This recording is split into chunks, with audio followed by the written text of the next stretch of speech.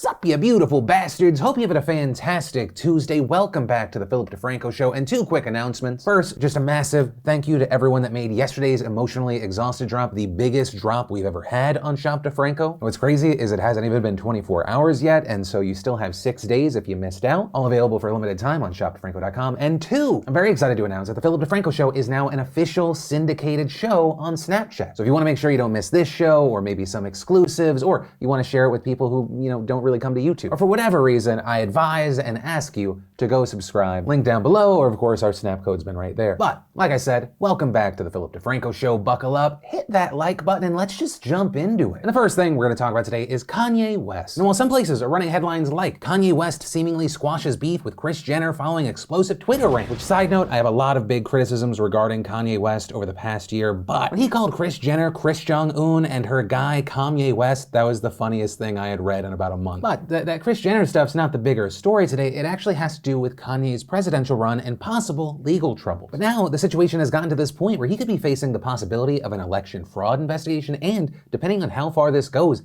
years in prison, right? And so all of this started at the very end of last month in New Jersey, where Kanye needed just 800 votes on his petition to secure a spot on the ballot. But a few days after he filed that petition, a lawyer found that over 700 of the 1,327 signatures that Kanye had collected had issues, including no last names listed, people who were not registered to vote in New Jersey, and people who didn't even live in the state at all. And ultimately what we saw there is last Monday, just hours before a scheduled hearing to determine the validity of his petition, Kanye's team withdrew the application, with his campaign reportedly saying in an email that it would not question the decision of the Secretary of State, and adding, "At this time, Kanye 2020 has no further option than to regrettably withdraw from New Jersey and cease further efforts to place Mr. West's name on the New Jersey ballot." And then, later that same week, an election board in Illinois ruled that 60%, or nearly 2,000 of the 3,218 signatures that Kanye collected, were invalid. And very notably, that decision came after it was reported that 3 different whistleblowers asked the state to take a closer look at the end of last month. And so if their findings hold, Kanye will fall 1,300 signatures short of the 2,500 he needed. And I'm saying it like that because this board's ruling is just preliminary. The findings have to go to a hearing examiner who then makes a recommendation as to whether or not Kanye should be on the ballot. Though, historically, election boards' preliminary decisions have had a lot of weight on the hearing examiner's recommendation. But now it is widely believed that he will be kicked off the ballot, and with what happened in New Jersey and Illinois,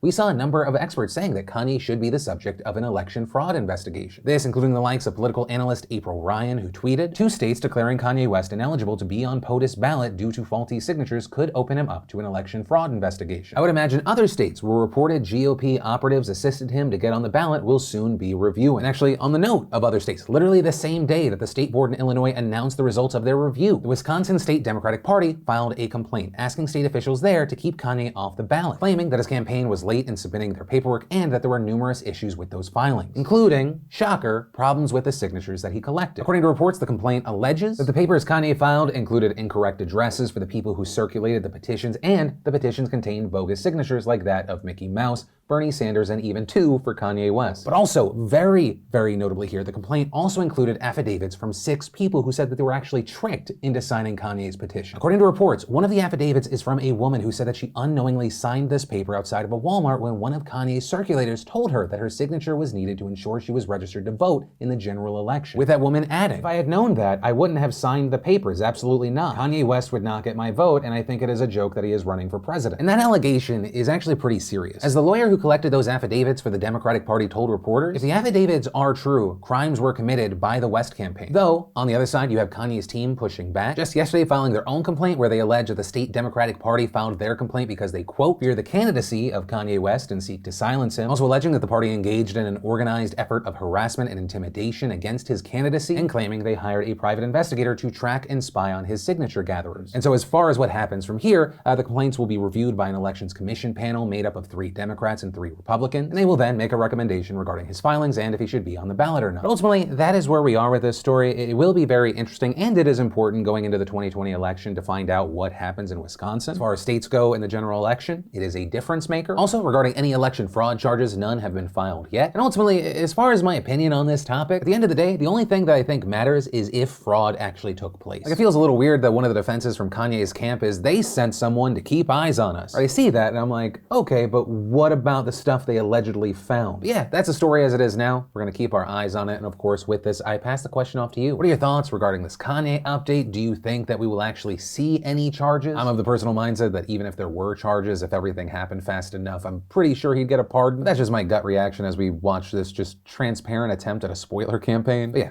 passing the question off to you. Also, in quickie presidential election news, obviously less important than this Kanye stuff, Joe Biden, actually, as we were finishing up today's video, announced that Kamala Harris will be his VP pick. Notably, this will make Harris the first woman of color to be named by a major party on a US presidential ticket, and potentially she could become the first woman vice president. And as far as why Kamala Harris, you had Biden saying in his announcement statement, "I need someone working alongside me who is smart, tough, and ready to lead." Kamala is that person. I need someone who understands the pain that so many in our nation are suffering, whether they've lost their job, their business, a loved one to this virus. And adding, I first met Kamala through my son Beau. They were both attorneys general at the same time. He had enormous respect for her and her work. I thought a lot about that as I made this decision. There is no one's opinion I valued more than Beau's, and I'm proud to have Kamala standing with me on this campaign. But yeah, the main thing here is that this announcement has finally been made, and we are now kicking this election into a new gear. And as far as what that gear is gonna feel and look like, we're gonna find out very soon. And actually, with this update, I'd love to know your thoughts about Kamala as VP. Let me know in those comments down below. But from that, I wanna share some stuff I love today, and today in Awesome brought to you by Bright Cellars. Right now, it is important to stay home and healthy, and that's why Bright Cellars is encouraging everyone to skip the store and let the wine come to you. You know, whether you're a seasoned vet or you can't tell a Cabernet from a Rosé, Bright Cellars offers fantastic wine selections curated just for you, delivered straight to your home, office, or wherever. And tailoring a wine selection specifically to your taste could not be simpler. Bright Cellars customizes their wines based on your answers to an easy 7-question quiz. Not only that, each delivery includes wine education cards with tasting notes, pairing suggestions, wine origin, and even the best serving temperature for each bottle. I'm personally on my 3rd delivery of my Bright Cellars subscription, and I'm loving it, especially because of their rating system. You rate the wines you get after each delivery, which then gives them more knowledge on what you actually enjoy. And in my personal experience, they've been absolutely nailing it. Best of all, right now, for you, Bright Cellars is offering 50% off your first 6-bottle box. So just click that link in the description down below, take the quiz, and get started today. And the first bit of awesome today is that tomorrow on youtube.com/ACW, my podcast is back. Our first guest back is Matt Pat. And today, if you want a little taste, a little distraction before I give you the whole pie, tomorrow I have posted a clip on youtube.com/ACW clips, where we talk about the differences between the different generations of YouTubers, TikTokers, etc. Then we got the honest trailer for Avatar: The Last Airbender. We also got some binging with Babish Burger Badassery, and yes, I said that just for the bees. In Nature Awesome, National Geographic gave us young lions learning precision hunting. And finally, we have a former FBI agent explaining how to read facial expressions. Which on that note, if that FBI expert or just really anyone can tell me what to do with my face when I'm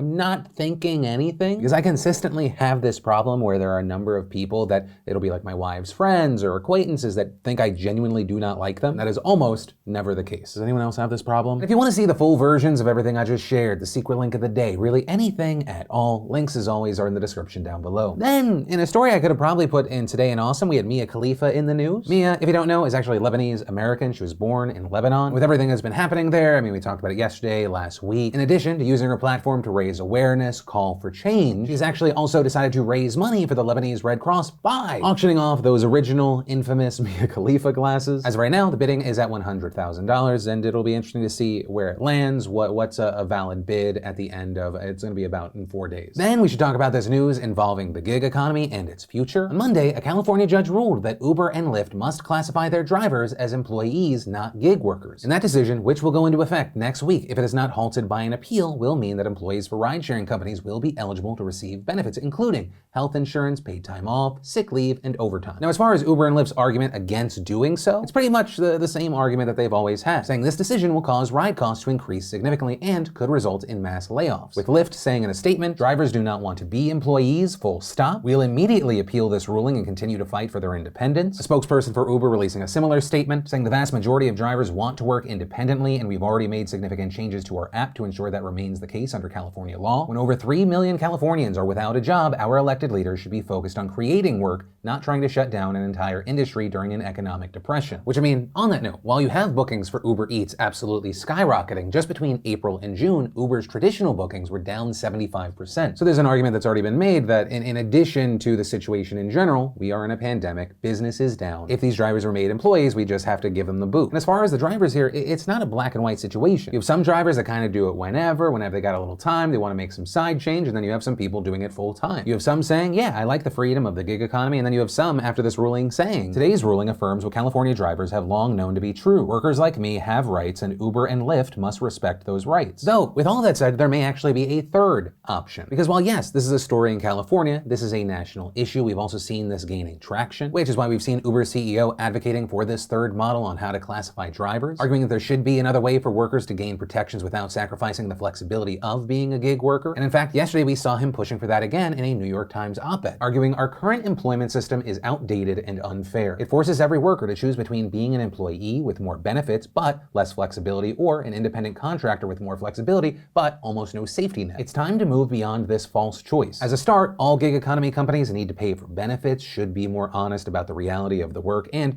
must strengthen the rights and voice of workers. With him then proposing a model that would require gig companies to establish benefits funds which give workers cash that they can use for the benefits they want, like health insurance or paid time off. Adding independent workers in any state that passes this law could take money out for every hour of work they put in. All gig companies would be required to participate so that workers can build up benefits even if they switch between apps. And with all of this claiming that if this had been a law nationwide, Uber would have contributed $655 million in benefits just last year. With him also giving the example of a Colorado driver working an average of 35 hours a week. If they had used this system, they would have racked up $1,350 in benefits for 2019. With him noting that's enough to cover 2 weeks time off or a median annual premium for health insurance. But even with that, of course, you'd have critics of this saying, well, the key word here is or. That driver wouldn't be able to have premium health insurance and get 2 weeks off. But ultimately, as far as what happens next year, we're gonna have to keep an eye out for that appeal. Also in November, California voters will decide on a ballot measure that could exempt ride-sharing companies from converting their drivers into employees. You know, the biggest thing being voted on in November. Obviously, I'm kidding, but actually, the vote for the President of the United States, obviously huge. But also, as we get closer to the election, I'm gonna try to make sure that I provide resources so you can see what is being voted on in your state. There's a lot of stuff locally that's always important for you to vote on. But question of the main story being talked about there, if you are an Uber or a Lyft driver or you're part of the gig economy, what are your thoughts? Do you want the freedom of being a part of the gig economy, or do you want to be an employee? Or maybe do you land somewhere in the middle, like this third option being proposed by the CEO of Uber? And also for those currently using ride sharing or who did before the pandemic, if the prices went up, would it make you stop? And then let's talk about the big coronavirus news that is coming out of Russia today. Today, you had Russian President Vladimir Putin out a statement claiming a vaccine against coronavirus has been registered for the first time in the world this morning. I know that it works quite effectively. It forms a stable immunity. And adding, of course, what counts most is for us to be able to ensure the unconditional safety of the use of this vaccine and its efficiency in the future. I hope that this will be accomplished. With Vlad also claiming that one of his daughters has already received the vaccine. So far, what we know is that healthcare workers and teachers will be among the first to get this vaccine, and the country could have a mass rollout in October. The vaccine, which has been dubbed Sputnik 5, was developed by the Gamaleya Institute and was funded by the Russian Direct Investment Fund. And according to the chief executive of that fund, they expect tens of thousands of volunteers to be vaccinated within the next month. And as far as how it works, right, the specifics of this vaccine, you had the Associated Press explaining that it actually uses a different virus, the common cold-causing adenovirus, and it modifies it to carry genes for the spike protein that coats the coronavirus. And actually, scientists in China and the UK are working on a similar vaccine. But